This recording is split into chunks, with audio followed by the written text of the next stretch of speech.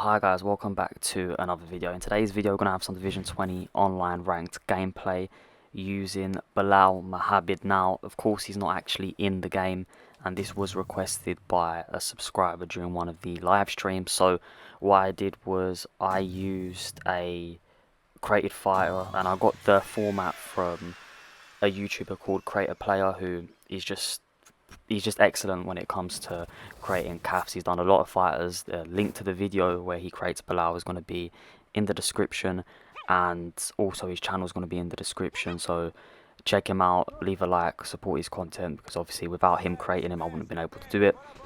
I did find him through Martial Mind creating the same video, and I thought I'd give this a go just because Belal's obviously a wrestler. I like wrestling on the game, so put the two and two together and it makes sense. But yeah, let's just not talk about his beard, because I didn't do a great job of that, to be honest with you. The beard is absolutely terrible. But apart from that, I feel like I've done a fairly good job when it comes to making Belal. I did actually talk to Creator Player via Twitter, and I told him that I was struggling with the beard, and he just said, yeah, don't worry about it, a lot of people do struggle with the beard. So I just got into it like this, and if you guys do enjoy this style of video where I use a player that isn't in the game, then I do have a Tom Aspinall that's been created. So if you'd like to see that video, please let me know in the comments below, and I'd get around to recording that. So yeah, to get into the actual gameplay side of things, I am coming up against the Gilbert Burns, and one thing to notice is that this is before the patch went live, where Burns has now got a buff, Hamzat's got a buff, Jan got some stats taken down, I think Sterling got some buffs, and I'm not sure who else I'm missing. I think Volkanovski did as well, somehow still is in the 5-star fighter, which is insane. So this is Burns pre-buff. I know he got quite a good buff, and so did Hamzat, so I just thought I'd let you guys know that. But yeah, with Belal, the game plan's going to be very, very clear. I'm not going to look to strike, I'm going to look to take my opponent down, control my opponent, dominate. And unlike him in real life, I am going to be trying to get a finish. I don't just want to get decision victory. So you will see me go for submissions, you will see me go for ground and pound, but of course the majority of the fight is going to play out on the ground. And now coming up against some of the better fighters in the division, of course, Burns is probably going to be my most difficult matchup, just due to the fact that Burns is phenomenal off the back, has a lot of submission threats and phenomenal reversals. You've also got people like Hamzat Chimaev, you've got people like Colby Covington, Prime GSP, Usman. You've got a lot of stacked wrestlers and a lot of good people on the ground, but it's just, I don't think none of them match up as well as Gilbert Burns when it comes to being off his back. And as you can see, I'm doing a very good job dominating right now. My Bird is doing a good job at denying some of the transitions, but racking up a decent amount of control, throwing strikes to build GA, and wherever possible looking to implement some ground and pound. I would have really liked to be able to replicate what he does against the cage, in which he traps his opponent when they're on the side and throws ground and pound. If you watch his fights, most recently with Luke, and then the one with Wonderboy before that, he likes to trap his opponent there and just throw these little strikes that obviously build up and just frustrate his opponent. It's just a shame that position isn't in the actual game. So pretty good first round, solid first round. Went for a takedown, I think pretty much off the get-go, but Burns done a good job in denying it. And then once the fight did get to the ground and I was on top, felt very, very comfortable. You can see clinch here, reverse the position, take Burns all the way to the cage, and then end up taking Burns down. And here you've got to be very careful with this sweep there that I didn't manage to deny.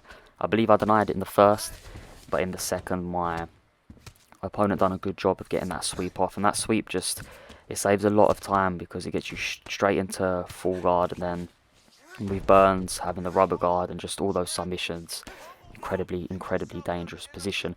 And one thing I did find using Belal is that I got a fair few hate messages and a fair few rage quits. A lot of people were not happy with the way I was fighting, which, it's fair enough. A lot of people don't like fighting on the ground, but when I'm using Belal Mohammed, what do you expect? I'm not gonna stand there and trade with you. I'm gonna take the fight to the ground and look to dominate. You could see Burns done a good job of getting up. And there's one thing that a lot of people don't do when they're on the ground is patient, selective strikes when throwing ground and pound. So in that scenario there, I'm in half guard, I've postured up, I'm throwing selective shots, making sure that Burns isn't blocking any. And Burns starts to move his head, and as Burns is moving his head, then I choose to readjust and go straight into side control. So due to myself being patient, I ended up in a more advantageous position, and that's one thing you've got to do. You've got to be very, very careful, because had Burns then reversed that position, I would have been in a lot worse position, obviously. So by being patient, I remained in the more advantageous position, built up a good stamina.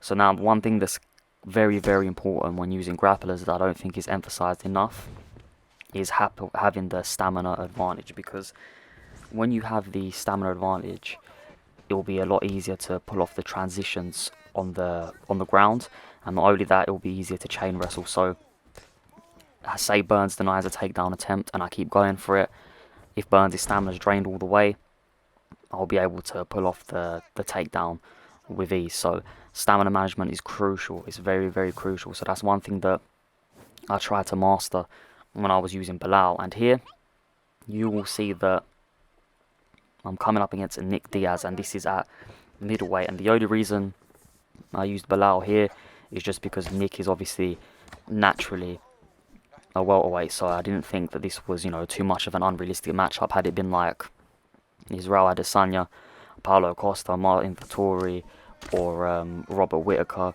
I definitely wouldn't have accepted the matchup. Whereas if it's someone like Nick Diaz, Darren Till, Robbie Lawler, Damian Maia, someone that's available in both the divisions, then I have no problem in getting into the fight.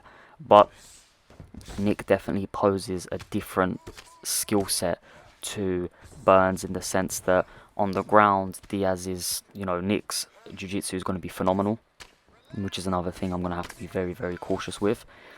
On the feet, Nick's boxing is going to be supreme. It's going to be very, very crisp. However, although the submission threat is there, the overall grappling is not to the level of Burns, so it was less to worry about.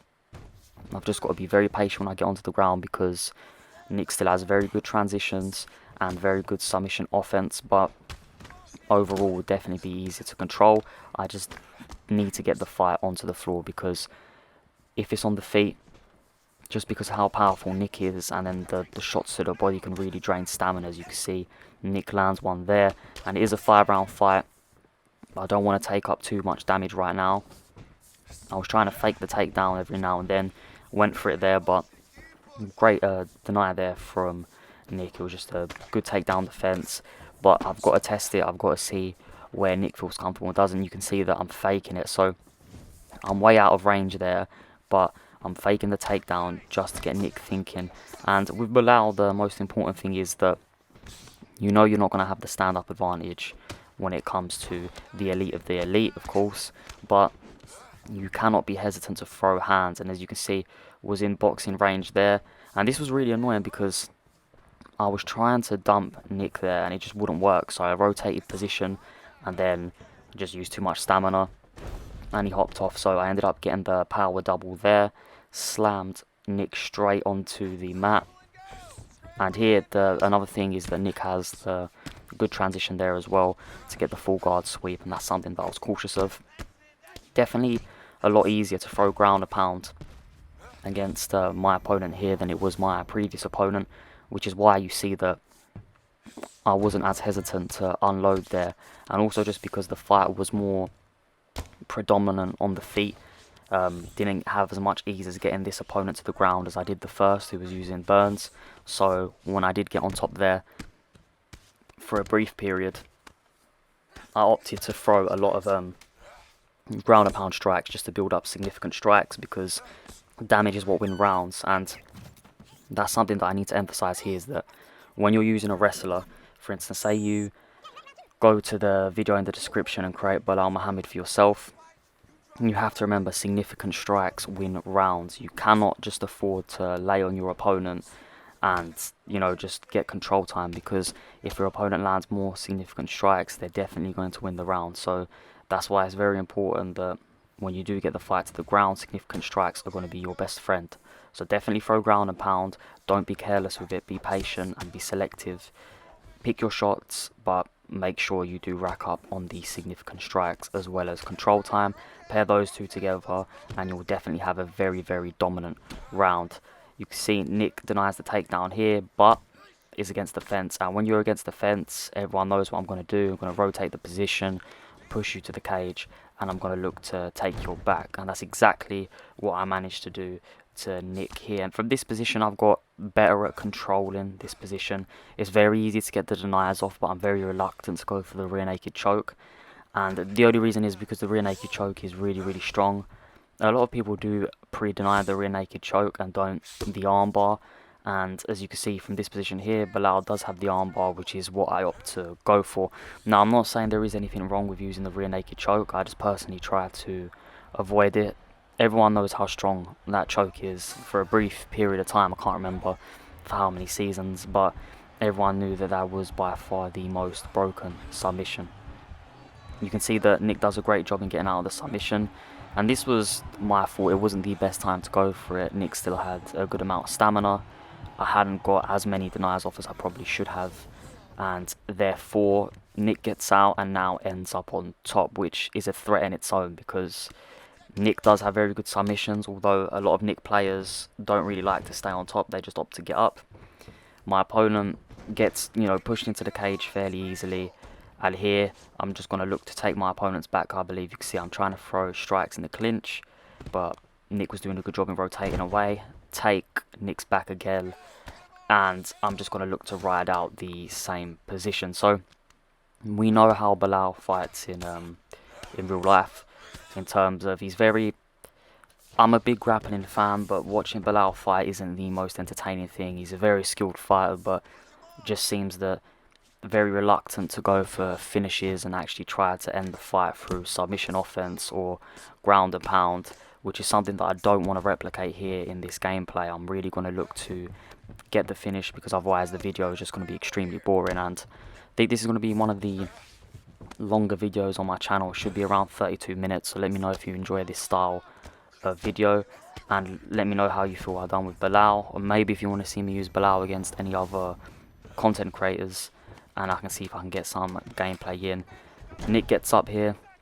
I shoot for a takedown again just to get another takedown on the scorecards. And not only that, I don't really want to stand with Nick. The more I stand, the more I'm in danger, because the longer I play that boxing game, the more chance it is that I'll get caught and potentially finished. And that's not something that I want to look to run the risk of.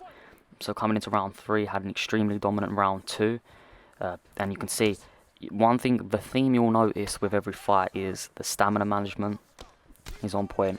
I'm faking the single leg there, you can see, just to get Nick thinking, Nick reacting, and there's a clear difference in stand-up. You can see that on the feet it is very, very one-sided in terms of that Nick is just so much better when it comes to the stand-up, and that is to be expected. Shoot for a takedown, good deny. Shoot for a takedown again, good deny. But the whole purpose of these takedowns is to drive my opponent to the fence. Trade in here, which probably isn't the best idea, especially when I'm not moving my head properly, because of how powerful Nick is, that I definitely wouldn't recommend trading like that. Move Nick to the fence, shoot for the takedown, take the back. Great takedown defense there from my opponent. Go to shoot the takedown again, and what Nick does a good job in is rotating away from the fence, which is exactly what Nick needs to do there. So round 3 started off in not the best light. Took quite a few attempts to get Nick to the ground and then get him to the ground here, and that will be another rage quit. So yeah, not ideal, another rage quit to use in the video. I don't like using rage quits, but I want to show you exactly what happens when I use these fighters. And now coming up against the pound for pound king, Kamaru Usman. And now Usman's going to be a very, very tough matchup. On the feet, Usman has alright boxing. I wouldn't say it's the best in the division. I wouldn't say he's up there with the elite when it comes to the strikers in the division. However, what Usman does have in abundance is power. And that's something that is very dangerous, because when you're looking to trade, You can get hit with a punch, and one punch can change everything. So you can see early on, take my opponent to the fence, turning takedown straight into side control, which is probably my favourite takedown. Love getting my opponent into this position here, just looking to deny.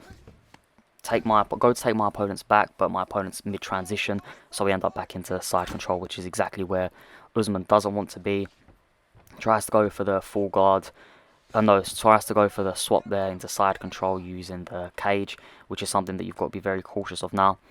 I like to use the cage a lot when I'm wrestling, but it does allow for your opponent to have certain transitions which make it easier to get up. So for instance, from side control they can flip the position straight to side control, and I believe when I'm in top mount, depending on the fighter they use, but obviously I'm coming up against the elite of the elite in terms of fighters available in the divisions, they have the sweep to get into full guard. So you've really got to be wary of these positions and make sure that you're maneuvering yourself correctly and are fully aware of what your opponent can and can't do.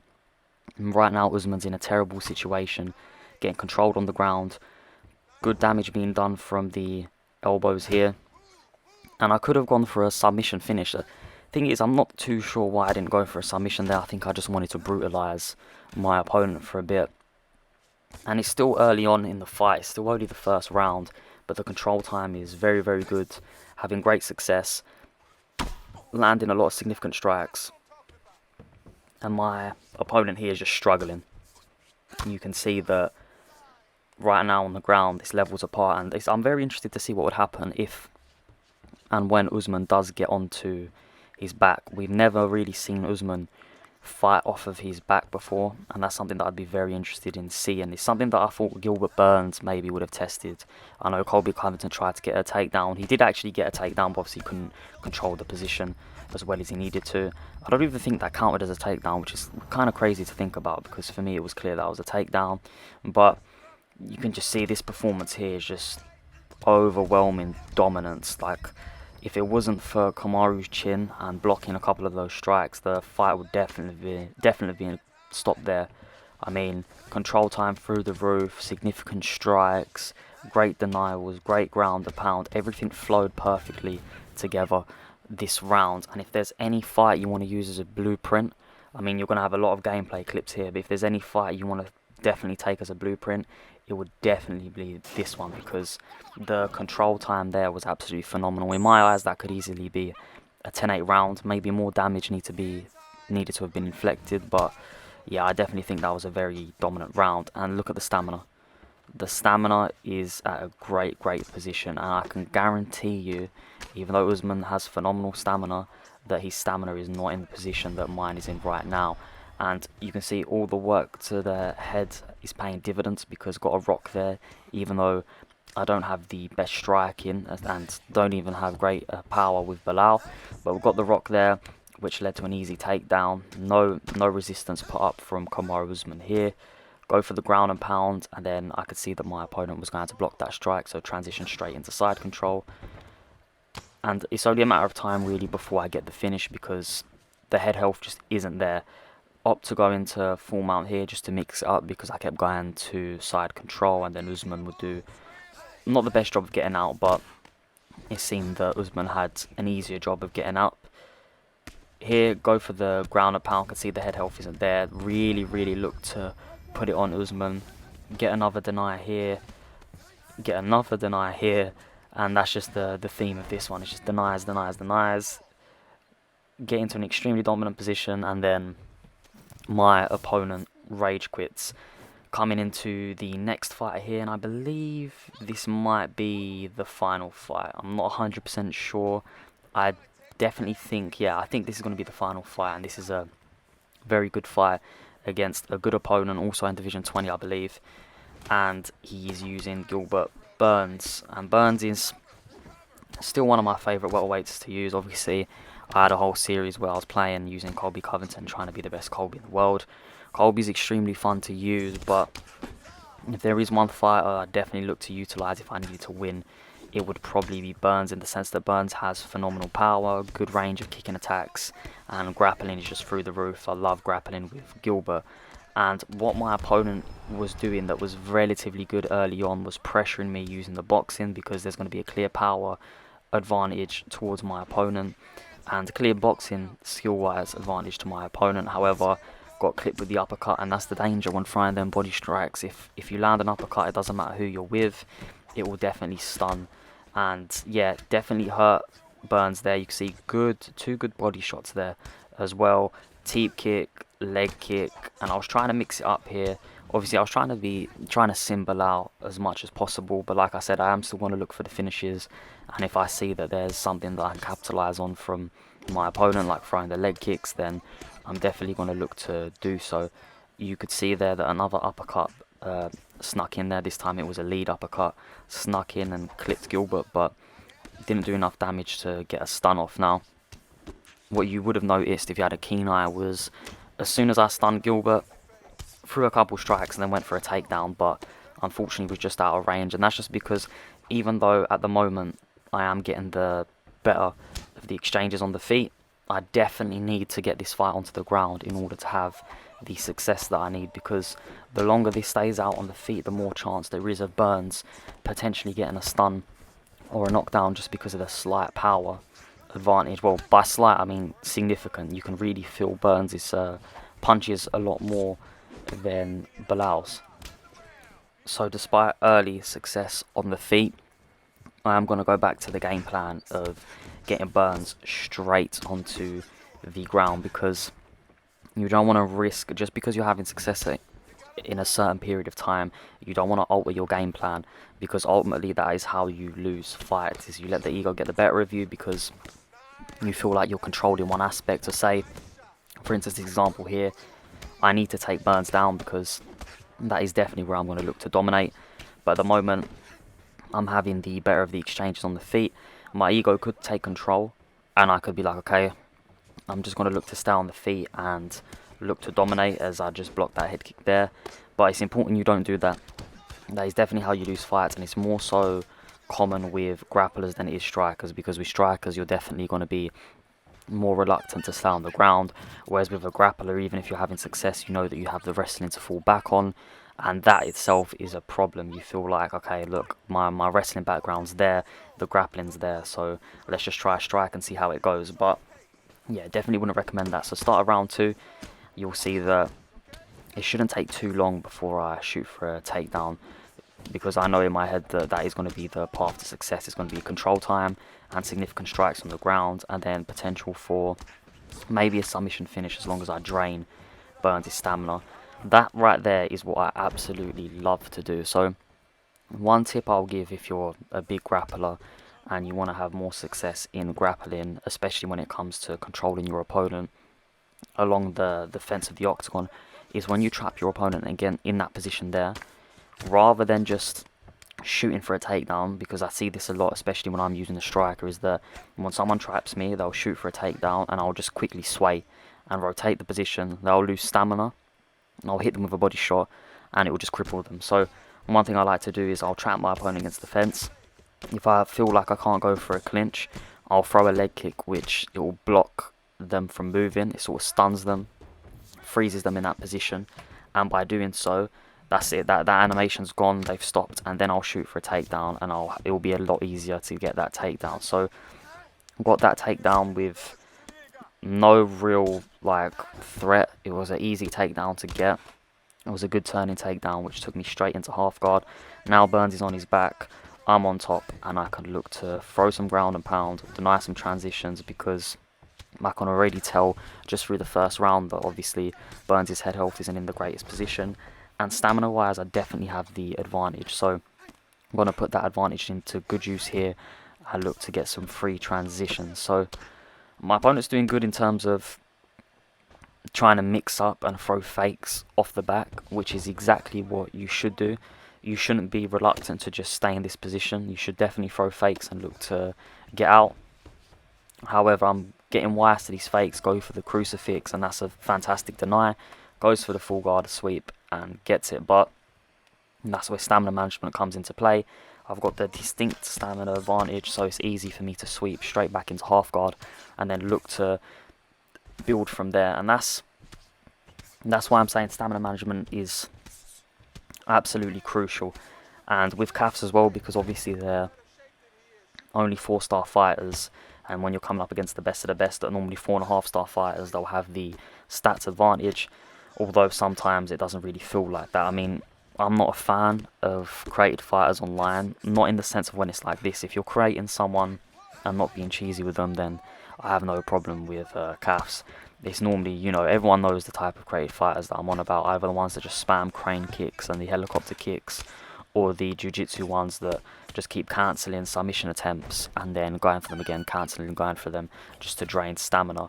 You can see that back into the gameplay that Burns eventually flipped me into a dominant position for himself at the end of the round, but didn't have much time to work with, so I wasn't really worried about that whatsoever. Now we're back into the third round here. Definitely a stamina advantage, and I can feel that on the feet that I can definitely do some good work, because I know that the head health of Burns isn't there.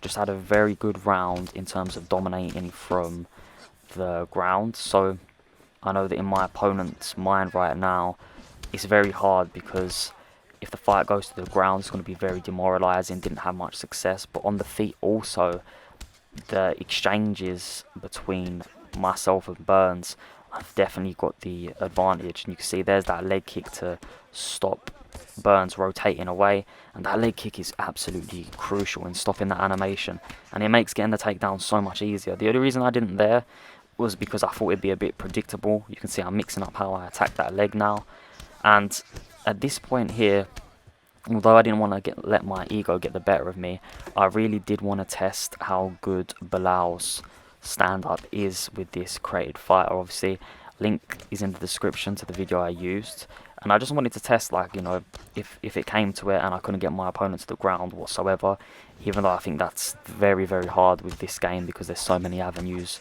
in order to get the fight on the ground. But worst comes to worst, how good does Belal feel on the feet? And honestly, doesn't feel great. Don't let this fight trick you into thinking that his stand-up's very good and you can definitely stand. I would highly recommend not looking to trade with any of the elite strikers, and that is exactly why. So get the stun there, which was well timed from Gilbert Burns there.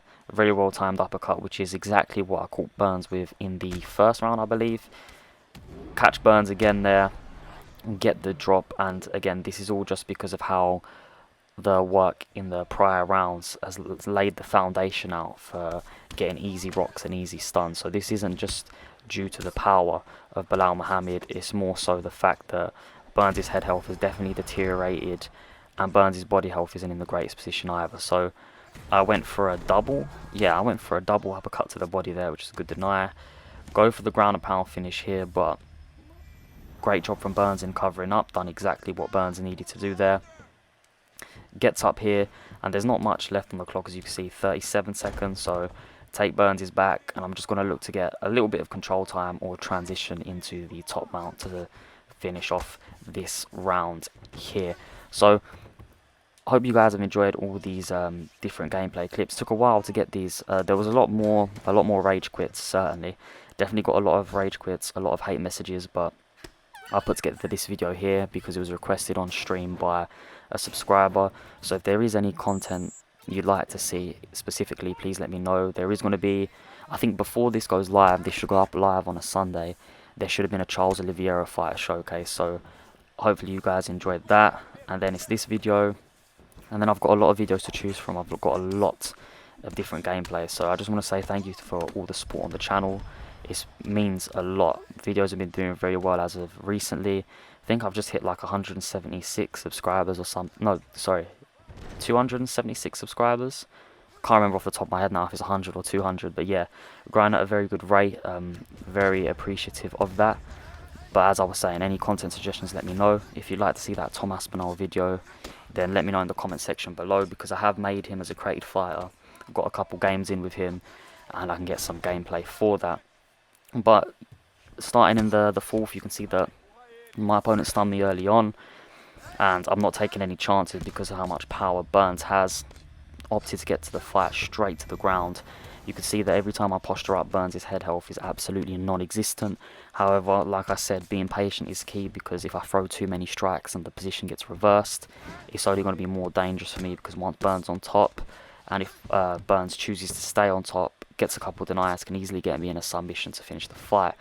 Here I went for the deny, and it done that weird transition where it's like me trying to get to full mount, which is exactly, top mount, sorry, which is actually not what I was trying to do. Attempted to get Burns' back here because I was thinking I could get the finish. Then Burns tried to take my back and get straight into side control. I love that transition. It's a really good transition, that, so if your opponent's trying to take your back, you just hold L2 and flip and go straight into side control. 2 deniers here, and once that happens, I knew that momentum was all in my favour. And I believe I go for the Kimura. So I'm trying to summit Burns, who's got the best Brazilian Jiu-Jitsu in the division. And everyone knows that once I get this submission, it's very hard to get out of it, especially this late in a 5-round fight when I have the stamina advantage. So yeah, that's going to be the fights for today. That's me using Belal Muhammad. If you'd like to see me use him again, and maybe against some content creators, then please let me know in the comments below. Once again, just want to say a huge thank you for all the support. Don't forget to like if you enjoyed the video, subscribe if you are new and want to see more UFC 4 content. But that's going to be the end of the video for today. I'll catch you next time. Thank you.